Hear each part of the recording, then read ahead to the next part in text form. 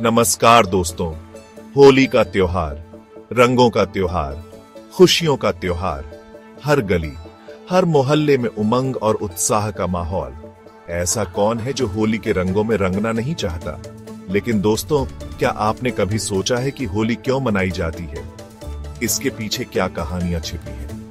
इस वीडियो में हम जानेंगे होली से जुड़ी कुछ पौराणिक कथाएं जो हमें बताएंगी कि कैसे बुराई पर अच्छाई की जीत हुई और कैसे यह रंगों का त्योहार भाईचारे और प्रेम का प्रतीक बन गया।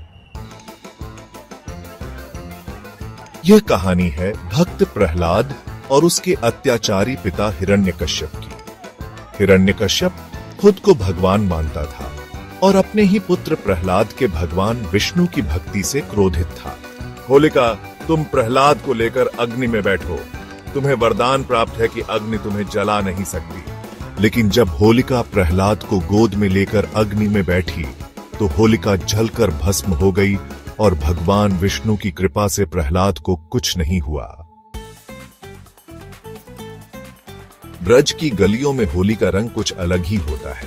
कहते हैं यह परंपरा श्री कृष्ण ने ही शुरू की थी। माँ, मैं सांवले रंग का क्यों हूँ जबकि राधा गोरी हैं? यशोदा ने श्री कृष्ण से कहा कि वो राधा पर रंग डालकर देखें, वो भी उनके जैसे ही रंग जाएंगी। बस फिर क्या था, मैंने राधा और सखियों के साथ होली खेलना शुरू कर दिया। चैप्टर 3। ये कहानी है प्रेम, त्याग और क्रोध की। एक बार माता पार्वती महादेव को पति रूप में पाने के लिए तपस्या कर रही थी। उनकी तपस्या भंग करने के लिए देवताओं ने कामदेव को भेजा। कामदेव ने महादेव पर पुष्प बाण चलाए, जिससे क्रोधित होकर महादेव ने अपनी तीसरी आंख खोल दी। महादेव के क्रोध से कामदेव भस्म हो गए। बाद में देवताओं और रथी के अनुरोध पर महादेव ने कामदेव को पुनर्जीवित कर दिया। चैप्टर 4। यह कहानी श्री कृष्ण ने युधिष्ठिर को सुनाई थी। एक गांव में एक क्रूर असुर स्त्री रहती थी जो लोगों को मारकर खा जाती थी। गांव वाले भयभीत थे। उन्होंने गुरु वशिष्ठ से मदद मांगी। गुरु वशिष्ठ ने उन्हें असुर स्त्री की मिट्टी की मूर्ति बनाने को कहा। गांव वालों ने मिलकर मूर्ति बनाई और उसे अग्नि में जला दिया।